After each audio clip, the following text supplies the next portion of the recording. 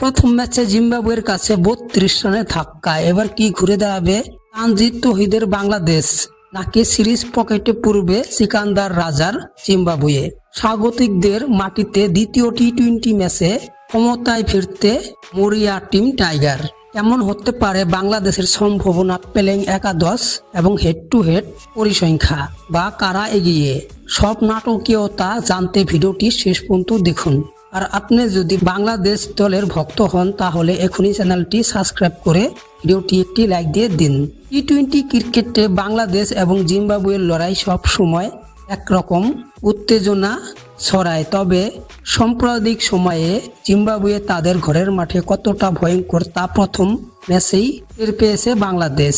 Queen sport ক্লাবে প্রথম ম্যাচে জিম্বাবুয়ে প্রথমে ব্যাট করে 170 রান তোলে। জবাবে বাংলাদেশ মাত্র 138 রান করেই অল আউট হয়ে যান। ইয়াসির আলীর 54 রানের লড়াকু ইনিংস ছাড়া বাকি ব্যাটসম্যানরা পুরোপুরি ব্যর্থ ছিলেন।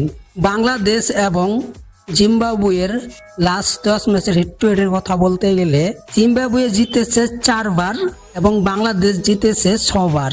তবে টি-20-র ইতিহাসে জিম্বাবুয়ের চেয়ে বাংলাদেশ এখনও জয়ের দিক থেকে কিছুটা এগিয়ে থাকলেও ঘরের মাঠে ব্লেসিং মুজারবানি ও রিস এনগ্রাফাদের পেস আক্রমণ সামলানোর বাংলাদেশের জন্য এখন সবচেয়ে বড় চ্যালেঞ্জ।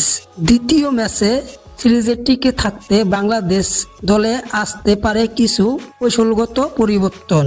চলুন দেখে নেওয়া যাক বাংলাদেশের সম্ভাবনা সেরা একাদশ।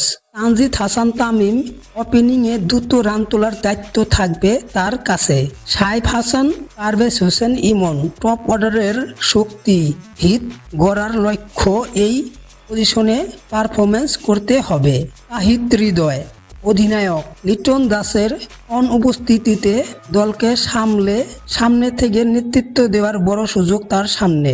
ইয়াসির আলী গত ম্যাচের একমাত্র হাফ সেঞ্চুরিয়ান, তিনি দলের মিডল অর্ডারের মূল ভরসা।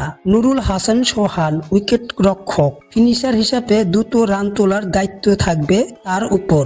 মোসাদ্দেক হোসেন সৈকত অলরাউন্ডার কোটায় দলে তার অন্তর্ভুক্তি মিডল অর্ডারকে শক্তিশালী করবে।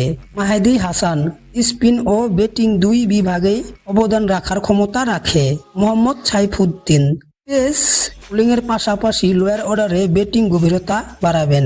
তাসকিন আহমেদ দলের পেসার হিসাবে পাওয়ার প্লেতে এবং ডেথ ওভারে ব্রেক থ্রু এনে দিতে হবে তাকে। নাহিদ রানা প্রথম টি-20-তে 26 রান দিয়ে 4 উইকেট নিয়ে যিনি আগুন ছড়িয়েছেন, তিনি থাকবেন পেস আক্রমণের নেতৃত্বে। শরীফুল ইসলাম, নাসুম আহমেদ স্পিনের কন্ডিশন বিবেচনা করে পেস বা স্পিন বিভাগে পরিবর্তন আসতে পারে। অন্যদিকে স্বাগতিকদের জিম্বাবুয়ে কিন্তু ইউনিং কন্ডিশন ভাঙতে চাইবে না।